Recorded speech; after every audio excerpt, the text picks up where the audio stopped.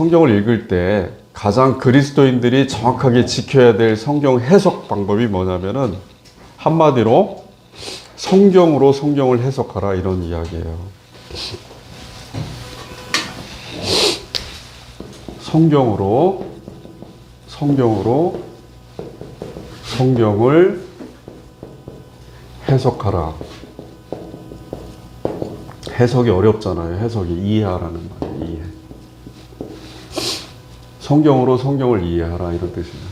이게 무슨 얘기냐면 우리가 성경을 읽을 때 성경의 내용이 굉장히 어려워요. 반복해서 말씀드리지만 성경이 꼭 우리 그 한글 성경이 대부분 한자로 돼 있어요. 한글 성경이 우리나라에 번역될 때 처음부터 이제 한자로 번역이 되다 보니까 옛날 구어체로 그래서 이제 어려워요. 지금 현재 개역개정 성경도 사실은 한자가 대부분이에요. 저 안에 들어있는 내용들이. 그래서 읽기가 너무너무 어려워요. 거기다가 원래 원어 성경, 그러니까 구약 성경은 히브리어 지금 현재 이스라엘 말이고 지금 신약 성경은 지금 현재 그리스 말인 헬라어예요. 이 원어 성경 안에 들어있는 내용 자체가 우리가 쉽게 이해할 수 있는 다가설 수 있는 내용들이 아니에요. 그래서 이해하기가 어려워요. 그런데 이거 성경을 읽다 보면은 이해가 어려우니까 어디서 찾냐면은 다른 일반 세상에 있는 그런 책들을 이렇게 찾아요. 그래서 또는 물어봐요. 서로 경험을 가지고 있는 사람한테 내가 잘 모르면 다른 우리 형제님한테 어떻게 생각하십니까? 하고 서로 의견을 묻는 거예요. 근데 그렇게 하다 보면은 반드시 어떤 문제가 생기냐면 오류가 생겨요. 왜냐하면 성경에 있는 내용들이 우리가 살아가는 이 세상에서 경험하지 못한 내용들이 너무나 많이 들어있어요, 저 안에. 그런데 우리가 살아가는 세상의 경험과 지식을 가지고 성경을 해석하려 하다 보니까 이해가 안 되는 거예요, 내용이. 그래서 억지로 비슷한가 보다 하고 세상에 있는 경험을 끌어다 이렇게 붙여요. 그럼 비슷한 것 같아. 근데 안 맞아요, 서로. 그래서 가장 정확한 방법이 옛날에 전부터 많은 교부들부터 해서 유명한 진짜 우리가 잘 알고 있는 그 신학자들이 하나같이 주장한 결론이 뭐냐면 성경은 성경으로 해석을 해라. 왜 그러냐면 성경에 예를 들어서 마태복음 지금 우리가 읽고 있는 15장 본문에 대한 내용이 다른 데도 나와요. 누가복음에도 나오고 마가복음에도 나와요. 비슷한 내용이.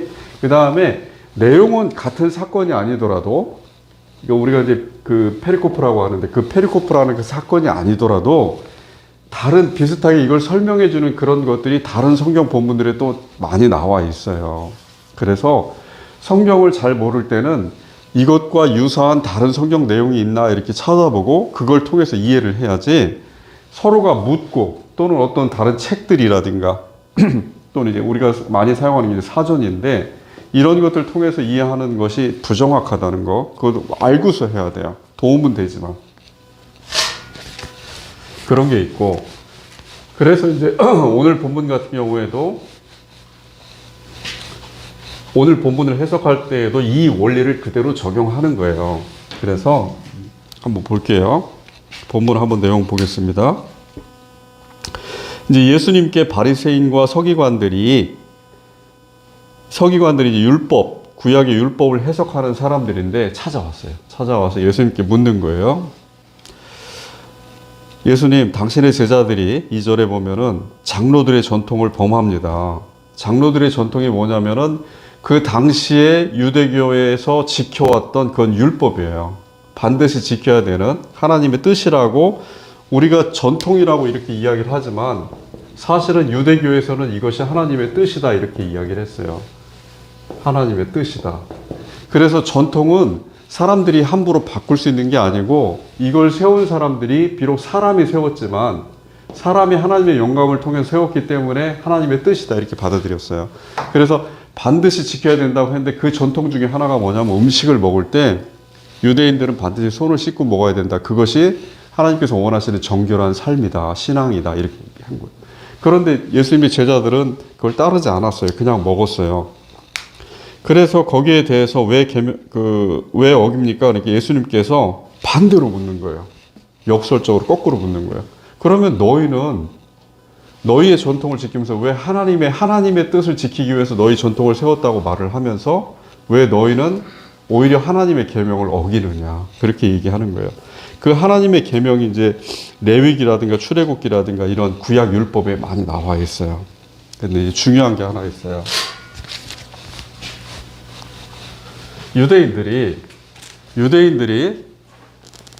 유대인들에게는 하나님께서 이스라엘 유대인들에게는 이스라엘 민족이라는 특별한 선민들을 선택을 하셔서 이 선민들을 예수님께서 신약에서 말씀하신 것처럼 이스라엘 집에만, 예수님 스스로도 이스라엘 집에만 보내심을 받았다 이렇게 말씀하셨잖아요. 그래서 가나안 여인이 자기의 자녀가 아플 때 구해달라고 했을 때 예수님께서 그걸 거부하셨어요, 처음에. 그런데 그렇듯이 원래 하나님께서 뜻하신 구약의 뜻은 뭐냐면 이스라엘 민족을 구원하시는 거예요. 그런데 이스라엘 민족을 구원하시는 방법이 율법을 통해서예요. 율법을 잘 준수하고 따르면 구원을 받고 그렇지 않으면 쓰러지는 그런, 하나님의 구원에서 멀어지는 그런 뜻이었어요. 그런데 이 이스라엘 사람들이 어떤 사람들이냐면, 계속해서 제가 반복해서 말씀드리지만 아담의 후손들이잖아요. 동일하게, 그죠? 아담의 후손들이다 보니까 이 사람들이 알고 있는 아담의 후손이 선악을 판단하는 우리 인간의 능력이 어디에 한정이 되냐면 우리가 살아가는 이 세상의 것으로만 판단할 수가 있어요.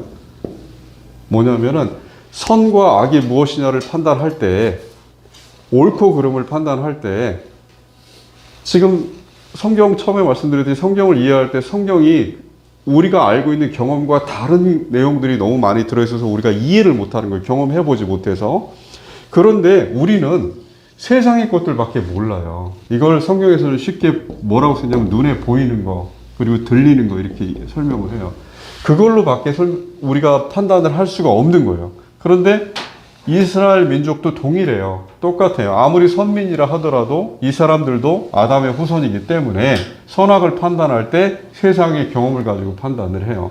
그러다 보니까 하나님께서 이스라엘 민족에게 너희가 구원을 받으려면 반드시 지켜야 된다 하고 613개의 율법을 줬다고 그랬잖아요. 성경에 나와 있는 전체 이렇게 지켜야 한다고 규정이 되어 있는 게 613개라고 그 사람들이 파악을 하고 있어요. 때로는 학자들이 11개라고 하는 사람들이 있지만 그 613개의 내용, 하나님께서 주신 율법을 생각을 해보세요. 하나님께서 우리에게 명령을 하셨어요. 뭘 지키라고. 그런데 그 명령한 내용이 우리의 경험의 안에, 우리 경험을 통해서 이해할 수 있는 것만 이해가 가능한 거예요.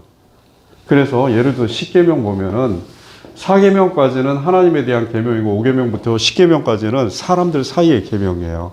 그 중에 5번째가 오늘 본문에 나오는 4번째 4절에 나오는 부모에 대한 공경이에요. 부모를 공경하라 하는 내용이 10계명에 나와요. 출애굽기 20장에, 신명기 5장에도 나오는데 그 내용도 마찬가지로 우리가 하나님의 명령을 받아서 이해할 때 그 명령을 우리가 경험한 내용으로만 이해를 하는 거예요. 경험하지 못한 걸로는 이해할 수가 없어요.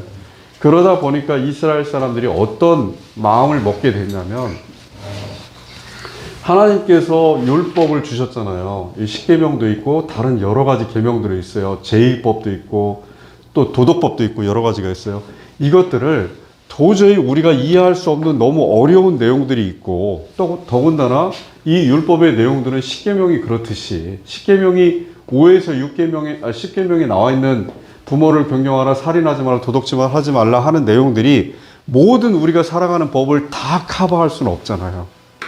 다 모든 것을 구체적으로 지정할 수는 없잖아요. 그래서 이스라엘 사람들이 마음을 먹고 연구를 하기 시작했어요.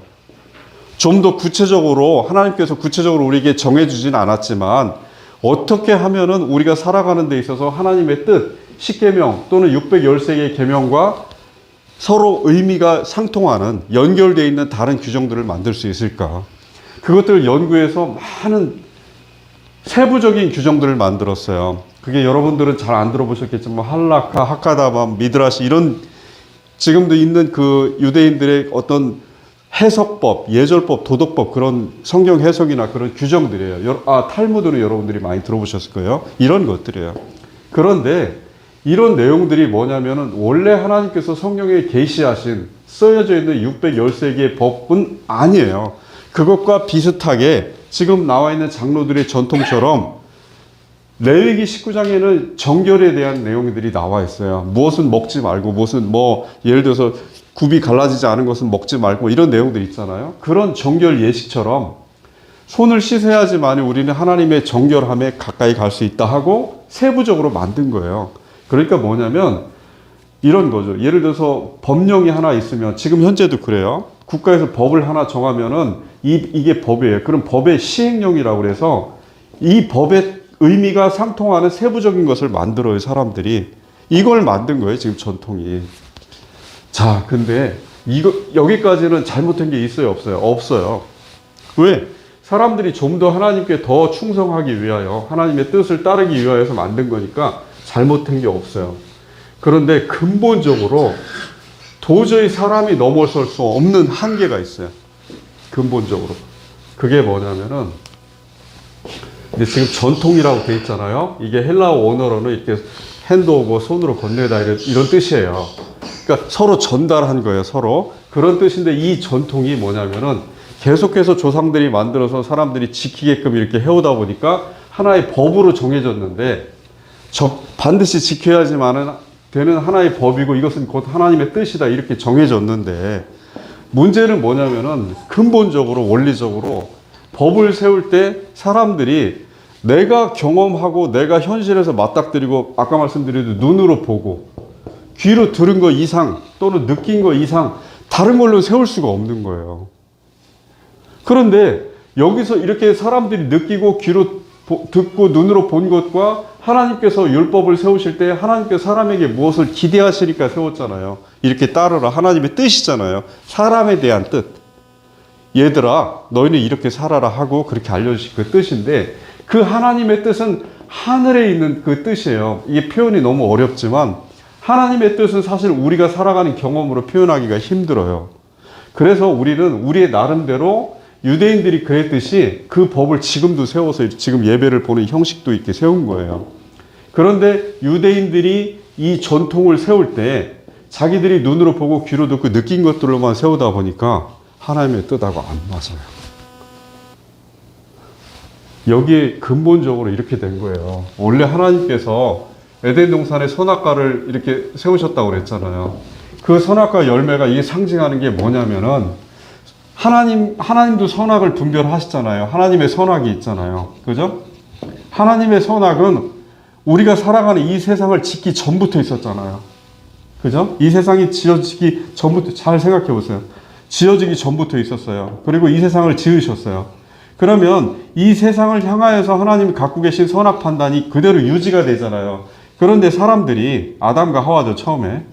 사람들이 그 선악 판단에 대해서 하나님의 선악 판단을 그대로 순종하고 살기를 원하셨어요. 사람들이 자체적으로 선악 판단을 하기를 원치 않으셨어요.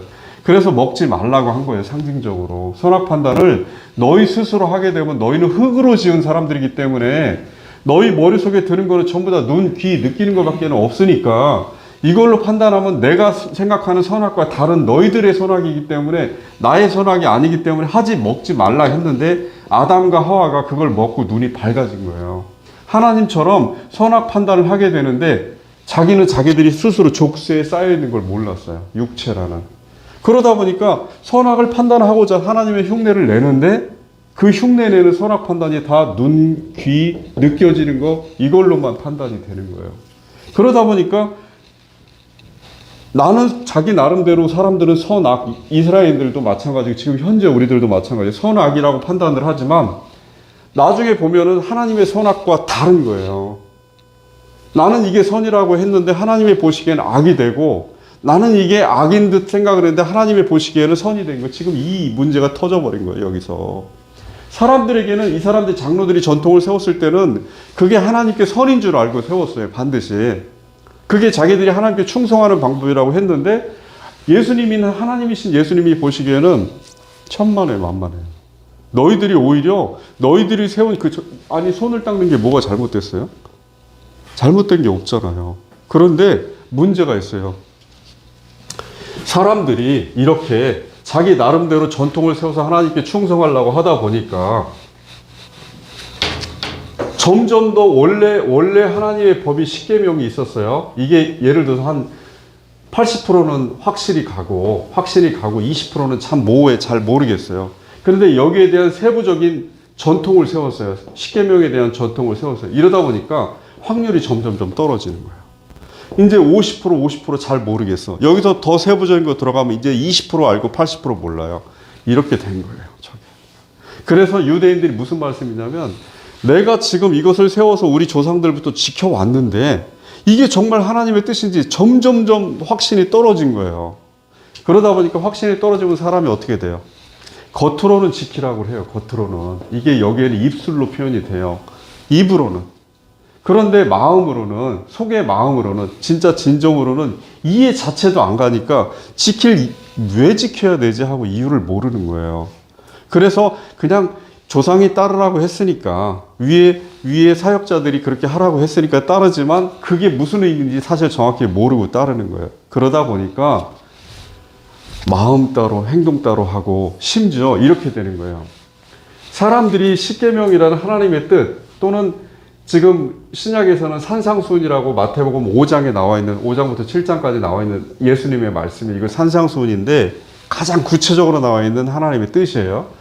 그것을 세부적으로 나눠서 또다시 이렇게 무슨 뭐 우리가 법을 만들고 유대인들도 마찬가지로 전통을 세우다 보니까 점점점 확신이 멀어져서 처음에 십계명도 마음속에서 멀어져 버리고 이제 십계명이 필요가 없는 거예요. 왜냐하면 우리가 세운 전통이 십계명을 대체해서 세부적으로 더 만들었으니까 더 구체적으로 그 십계명을 잊어버렸어요. 이걸 멸시하는 거예요. 경시하는 거예요. 가볍게 뒤로 물려버리는 거예요. 그 다음에 전통을 세웠는데 전통도 이걸 지키자고 세웠는데 전통조차도 마음속에서 확신이 안 되니까 하나님의 뜻인지 점점 확신이 안 되니까 내가 이걸 왜 해야 될지 모르니까 이것조차도 이제 멸시하기 시작하는 거예요. 이것도 경시, 이것도 뒤로 물리는 거예요. 그러니까 하나님의 뜻도 멀어지고 자기들이 세운 전통도 멀어져서 유대인들이 결국에 뭐가 남냐면 외식이라고 우리가 말하는 껍데기만 남았어요. 껍데기만. 속으로는 하나님을 섬기질 않아요.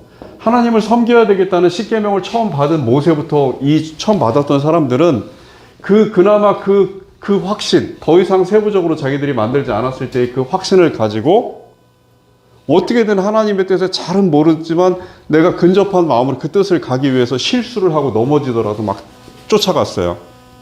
그러니까 어려운 문제를 내줬는데 학생이 그걸 따라오는 거예요. 그냥 무조건 스스로 노력하지 않고 묻지 않고 그렇게 해서 지켜나갔는데 그 후손들은 점점 더 멀어지면서 세상의 방법으로 하나님의 십계명을 하나님의 뜻을 해석하는 거예요.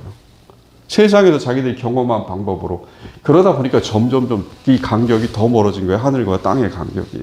그래서 예수님이 오실 때까지는 최대한 멀어져 버린 거예요. 그래서 어떤 현상이 생겨버렸냐면 맹인이 맹인을 인도하는 상태까지 간 거예요. 그렇게 표현을 해요. 다른 부분에 맹인이 맹인을 인도한다 이렇게 표현해요. 이 맹인이 뭐겠어요? 전통을 고수하는 사람들이에요. 하나님의 뜻이라고 전통을 세워서 고수했는데 그 사람들이 갖고 있는 거는 실제로 눈먼 사람들이 보듯이 하나님의 뜻을 쫓아가는 게 아니고 자기들 마음대로 막 가는 거예요. 그러니까 결론적으로 구원받을 가능성이 없어요. 그 길로 막 가요. 그런데 이 맹인들 따르는 전통을 따르는 사람들, 이스라엘 일반 백성들이에요. 지금으로 치면 교회 평신도라고 우리가 부르는 사람들이에요. 이 사람들은 이 전통을 따르는 것이 뭐가 죄예요. 모르니까 따랐잖아요. 그런데 예수님이 뭐라고 하시냐면 이 사람들도 맹인이라고 그래요. 이 사람들도 맹인이에요. 둘 다 망해요. 무슨 얘기냐면은 여기에는 굉장히 깊은 뜻이 숨어 있어요. 근본적으로 사람들이 그 사람의 사역자든 그 사람이 유대교의 어떤 바리새인이든 사두개인이든 서기관이든 무슨 율법사든 다 필요 없어요. 너희들끼리는 다 똑같은 존재들이니까 신약에서 예수님께서 뭐라고 말씀하시죠? 서로가 서로에게 권면하고 그렇게 살라고 하는 게 뭐냐면 유대인들은 그 안에서 직분을 나눴어요. 직분을. 그래서 레위인들이 성전에서 하나님을 섬기는 일만 한 것이 아니고 밖에 나와가지고 사람들을 판단하고 정치하는 일까지 같이 했어요. 레위인들이. 그 일을 맡겼어요. 레위인들에게. 역대기에 보면 그 내용들이 나와 있어요. 그런데 이 일을 하다 보니까 사람들이 이 유대인들은 이스라엘 사람들은 직분을 다 계층을 다 나눠버린 거예요. 그 안에서. 그리고 누구는 선생이 되고, 누구는 서기관이 되고, 누구는 듣는 사람이 되고, 누구는 종이 되고, 막 이렇게 나눠진 거예요. 그러다 보니까 하나님께서 원래 동등한 존재로 그렇게 대하셨는데, 그걸 사람들이 자기들 나름대로 하나님께 더 충성하게 한다는 명목으로 그렇게 나누다 보니까 그 안에서 계층이 생기고 엉망이 돼버린 거예요. 그리고 지금 현재 교회도 그렇죠. 나눠져 있잖아요. 나눠져 있어서 평신도들은 나이가 80이 먹든 신앙생활 50년 했어도 듣기만 하잖아요. 이거 잘못된 거라고. 하나님께서 신약교회를 세우셨을 때, 예수님이 이 땅에 오셔서 세우셨을 때 우리가 아는 우리 자신들의 정체성, 우리들 자신의 원래 신분이 뭐예요? 제사장이에요. 똑같이 다. 왕같은 제사장이에요. 그것도 왕같은 제사장들이기 때문에 서로가 똑같은 존재들이에요. 그런데 그 사람이 사역자든, 그 사람이 어린아이든, 그 사람이 여자든 남자든 병자든 부자든 가난하든 다 똑같아요. 똑같은 사람들이 하나님과 만나서 1대1로 하나님과 신앙을 가지고 소통을 하는 거예요. 그 소통을 하는 사람들은 한결같이 똑같이 뭐가 있냐면은 우리도 아담의 후손이기 때문에 하나님께서 우리에게 말씀하신 산상수훈부터 해서 십계명에 대해서 정확히 몰라요. 지금도 몰라요. 저도 몰라요. 정확히. 무슨 뜻인지 몰라요. 정확히. 대략 모세가 느꼈듯이 무슨 뜻인지 그 대충 알아요. 그래서 하나님의 법은 특징이 뭐냐면은 구체적으로 시행령처럼 구체적으로 예를 들어서 이 칠판은 몇으로 만들고 이렇게 하지 않아요. 칠판은 아름답게 만들어라 이렇게 모호하게 나와요. 그런데 이 모호함이 제가 늘 말씀드리지만 우리한테는 더 유익해요. 사람들에게는 하나님의 형상으로, 하나님의 정신으로 만들어졌어요. 하나님의 영혼으로. 우리가 생각하고 느끼고 하는 그 사유하는 그 능력이 형상이기 때문에 그 형상을 통해서 우리는 구체적으로 무엇인가 보지 못하더라도 전반적인 윤곽을 파악을 해요. 그것은 배우고 못 배우고 여자고 남자고 어리고 나이 많고 병자고 다 똑같아요. 이 능력이 있다는 걸 하나님은 아시기 때문에 너희들끼리는 절대 신약교회에서 절대 원칙이 하나 있어요. 지난주에도 저희가 말씀드렸지만 내 자신처럼 다른 사람을 대하라 이거예요. 사람은 다 똑같은 존재라고 계속 말씀드리잖아요. 하나가 다 똑같은 존재들. 이건 뭐냐면은 서로 나누고 차별할 수 있는 그런 근거가 없다는 얘기예요. 사실은 똑같은 존재라는 얘기예요. 그래서 이제 이렇게 생각을 해야 돼요. 우리가 하나님의 뜻을 대표적으로 구약에서는 십계명이고 신약에서는 산상수훈이에요. 이 산상수훈이 우리는 좀 더 쉽게 이해할 수 있을 것 같지만 이 산상수훈이 너무나 어려워서 이것을 현실이 어렵다는 얘기가 뭐냐면 이해하기 어렵다는 얘기가 아니에요. 이해는 할 수 있어요. 이걸 이해하기 위해서 철학자들은 철학자들끼리, 신학자들은 신학자들끼리 연구를 많이 했어요. 이해하는 자체는 어렵잖아요. 문제는 뭐냐면은 이해한 내용을 우리의 삶에 구체적으로 적용하는 게 너무 어려워요. 어떻게 원수를 사랑해요? 어떻게 원수가 내 뺨을 치는데 왼 뺨을 돌려야 돼요? 불가능하다고. 현실적으로 안 맞으니까 이 적용이 너무 어려운 거예요. 그런데 십계명이 그렇듯이 절대적인 거예요. 하나님의 뜻은. 누구에게? 그리스도인들에게. 다른 사람들, 세상 사람들에게는 절대적이 않아요. 그리스도인들에게는 절대적인데 이 그리스도인들에게 절대적인 사실을 느끼는 사람들이 마치 유대인들이 하나님의 십계명을 받았을 때 이게 절대법이라는 걸 느꼈듯이 느끼는 사람들이 우리의 삶에 우리가 살아가는데 좀 더 구체적으로 우리가 경험한 바대로 그렇게 좀 바꿀 수 있는 방법이 없을까 하고 전통으로 만들듯이 우리도 이것을 신학으로 바꿨어요. 그래서 교리를 만들었어요. 그 다음에 신조를 만들고 또 우리가 얘기하는 교회법이라는 걸 세웠어요. 그리고 마치 우리가 지금 이 시간을 지키는 듯이 우리 예배 시간이 변경돼도 상관없어요. 상관없어요. 아무 상관. 그리고 찬양을 몇 시간 해도 상관없어요. 몇 장을 해도 상관없고 우리가 교동문을 몇 번 읽어도 상관없어요. 심지어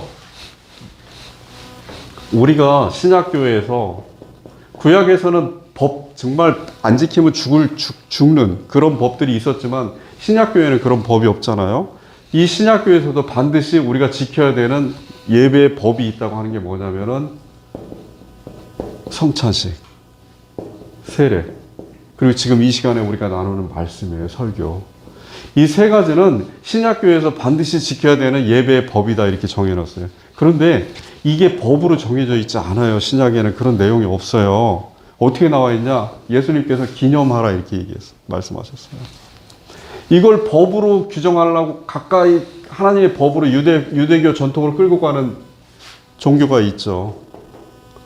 여기서는 그걸 법으로 만들려고 했어요. 지금도 그렇게 지키려고 해요. 그래서 심지어 떡이 하나님의 몸으로 변한다고까지 주장을 해요.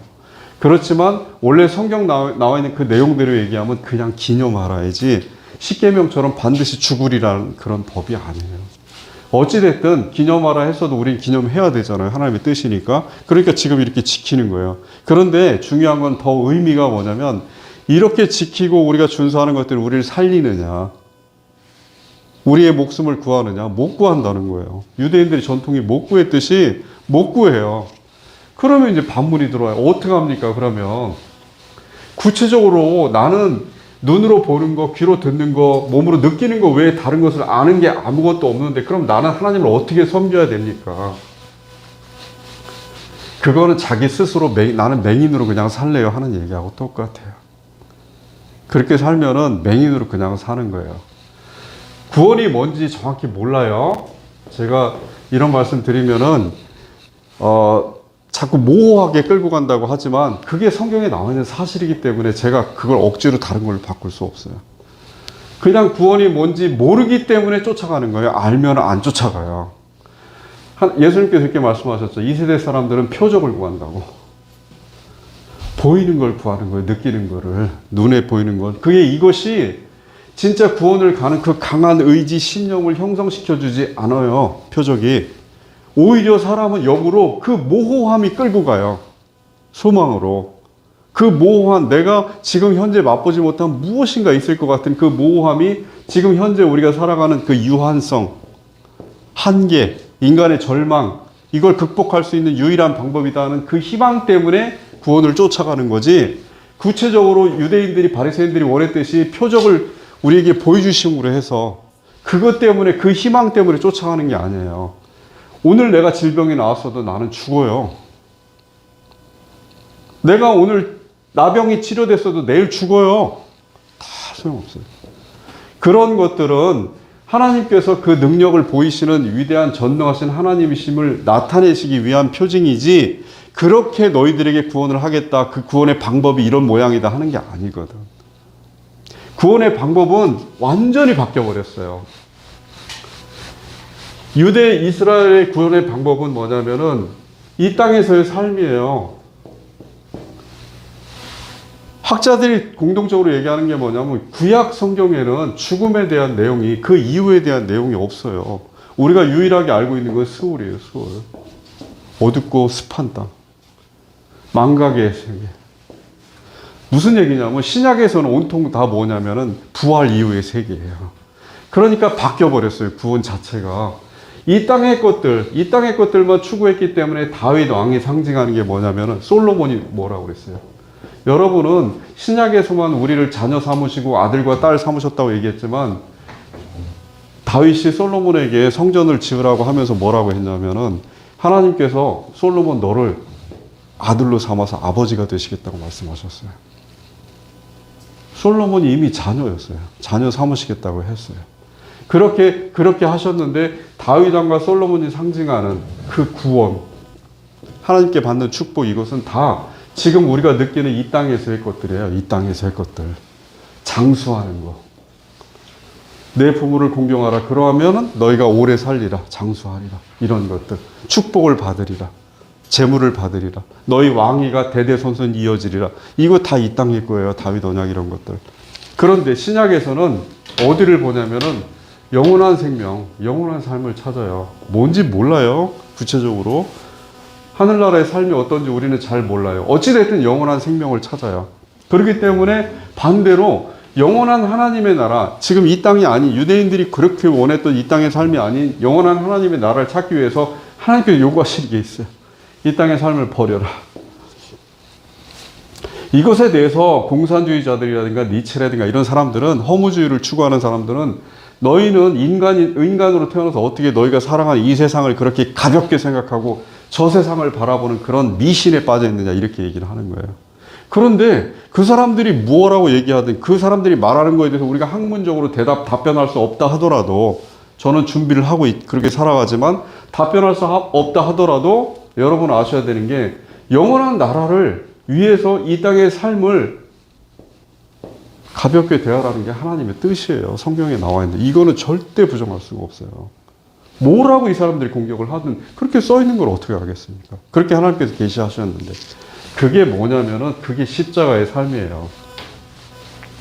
너무나 우리가 잘 알고 있죠. 예수 그리스도는 하나님께 절대적으로 순종했어요. 예수님도 죽음이 두려워서 땀방울이 핏방울이 될 때까지 기도하셨어요. 날 살려달라고. 그런데 예수님은 결국에 십자가를 지고 정해진 길을 따라서 골고다 언덕을 가서 십자가에 달려서 죽으셨어요. 우리에게 똑같이 요구했어요. 너희도 너희 십자가를 지고 살고자 하지 말고 나를 따라와라. 그래야 너희가 하나님 나라에 간다. 너희가 생각하는 그 구원이 이 땅의 구원이 아니다. 너희 선조 이스라엘 사람들이 그 조상들이 갖고 있던 그 생각과 달리 하나님의 나라이기 때문에 너희는 너희 십자가를 지고 따라오라. 십자가 상징하는 게 뭐예요? 예수님의 길을 똑같이 따라가라는 거예요. 그냥. 그러면 이 땅에 있는 것들을 바라보지 말라는 거예요. 그럼 결국에는 절대 믿음이 되는 거예요. 그러면 우리 이해와 충돌해요. 계속해서. 나는 눈에 보이고 귀에 듣고 느껴지는 것들만을 가지고 내가 하나님을 믿는지 또는 하나님을 사랑하는지 나는 그걸 점검할 수가 있는데 하나님은 오히려 그런 것들을 갖다가 의지하지 말고 무조건 따라와라. 산상수훈을 절대 명령으로 따르고 따라와라. 십계명을 절대 명령으로 내 뜻으로 하고 따라와라. 살인하지 말라. 도덕질하지 말라. 간음하지 말라. 이 모든 것들이 함축하고 있는 것들이 그것과 관련되어 있는 세부적인 것들을 다 준수하라는 얘기잖아요. 이걸 모르는 사람이 누가 있어요? 형법 몇 조인지 모르겠지만 형법 예를 들어 1조면은 형법 1조하고 관련된 살인과 관련되어 있는 무슨 살인, 고의 살인, 무슨 실수라 모든 걸 다 지키라는 얘기잖아요. 그건 누구나 다 알잖아요. 우리가 양심에 배우지 않아도 된다고. 그런 뜻이 하나님은 절대법인데 모호하게 주어졌고 그 모호함 속에서 너희 스스로 너희 신앙 양심에 너희가 갖고 있는 하나님의 형상에 따라서 너희가 스스로 판단하고 반드시 지키라는 얘기예요. 십자가를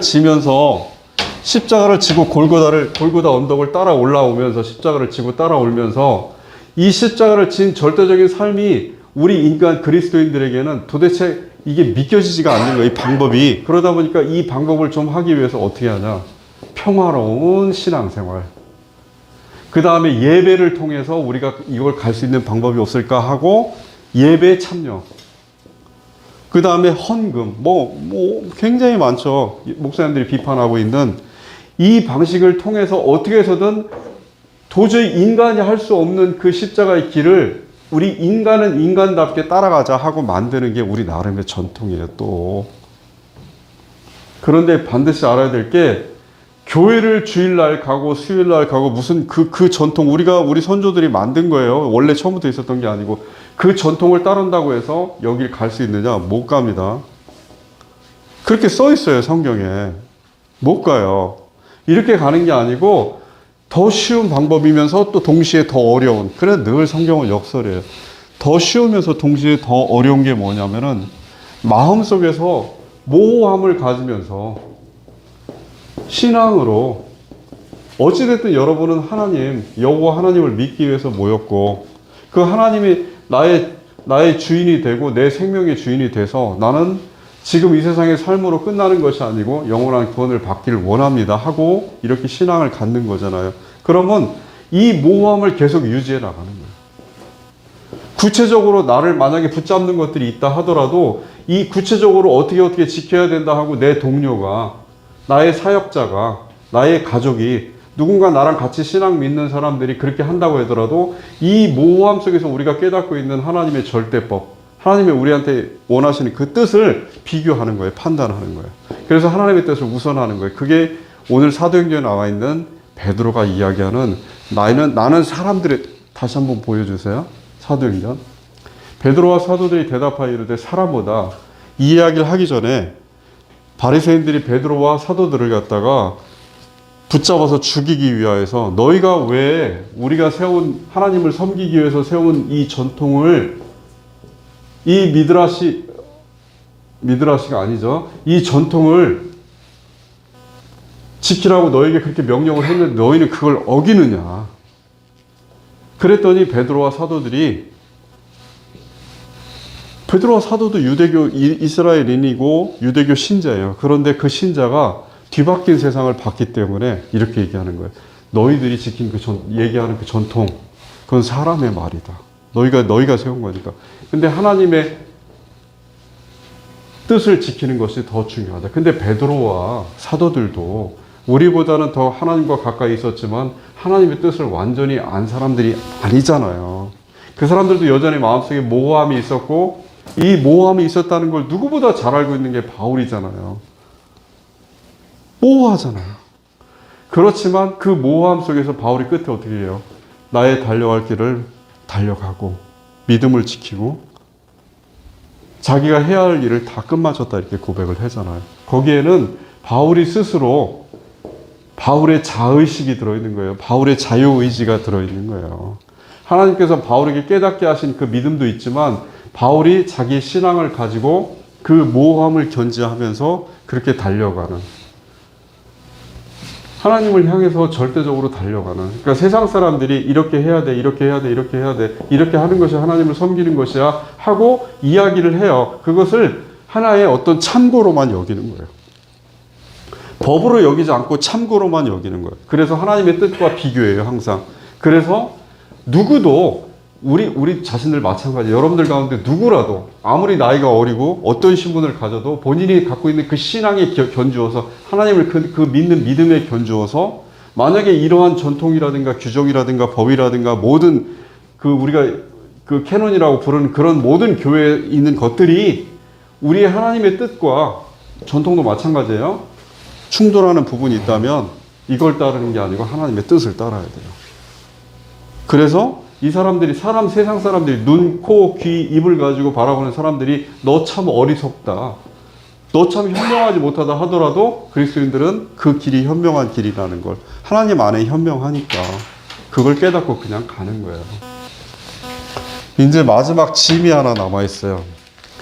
이런 하나님의 말씀에 여러 가지 뜻이 있다 보니까 그 짐이 뭐냐면은, 어찌됐든 우리는 눈으로 보고 귀로 듣고 그 다음에 느끼는 거 외에는 할 수 있는 게 아무것도 없는 사람들인데, 우리의 지식이라는 게, 우리의 지혜라는 게 여기에 다 이걸 통해서 형성이 된 것들인데, 하나님은 이것들과 다른 것을 원하시고 도저히 우리가 갖고 있는 이 경험 지식으로는 우리가 따를 수 없는, 순종할 수 없는 절대적인 걸 요구하시는데, 그럼 어떻게 해야 되냐.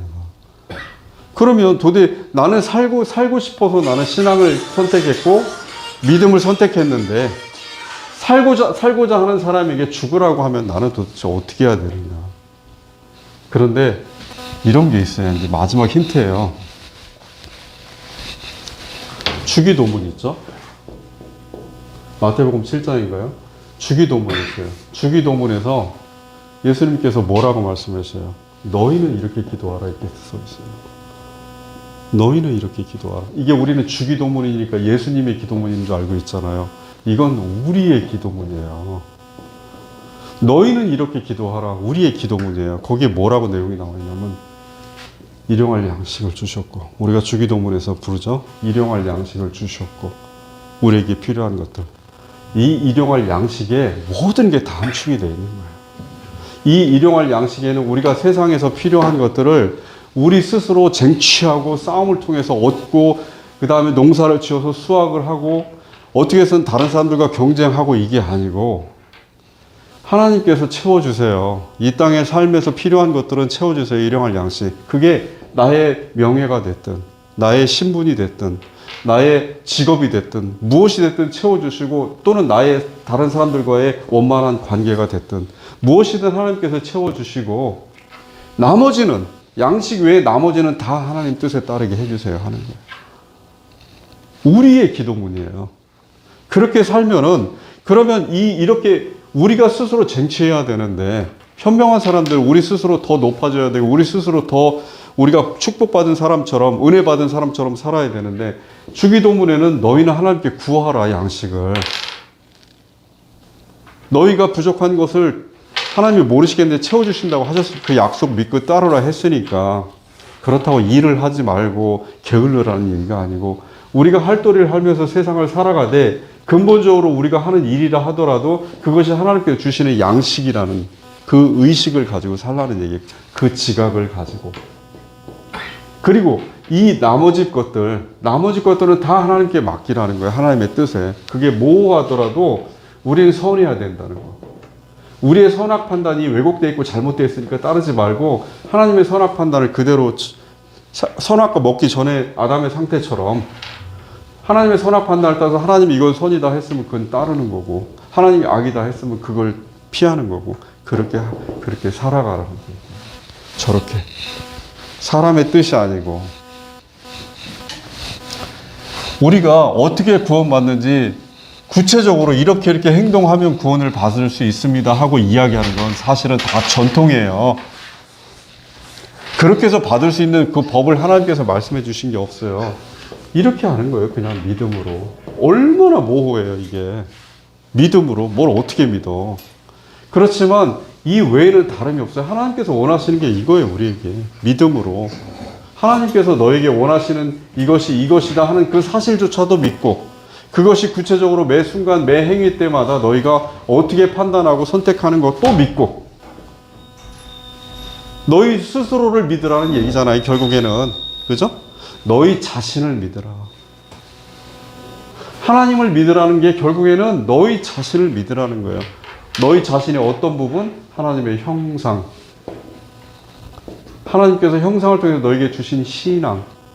신앙을 통해서 너에게 형성시킨 양심. 이걸 믿으라는 거예요. 믿고 네가 지금 나이가 어리든 할아버지든 여자든 남자든 직업이 뭐든 다 떠나서 그 관계 속에서 하나님과는 1대1로 이렇게 소통한다는 거. 절대 중간에 교회가 됐든 무엇이 됐든 아무것도 끼어들 수 없다는 거. 절대적으로 이 관계 속에서 형성이 되고 이 관계들이 이렇게 연결되어 있는 것이 바로 내가 얘기하는 교회라는 거. 그걸 믿으라는 거예요. 그래서 믿음은 굉장히 큰 결단을 요구해요. 믿음은 정말 이렇게밖에 표현할 수가 없어요.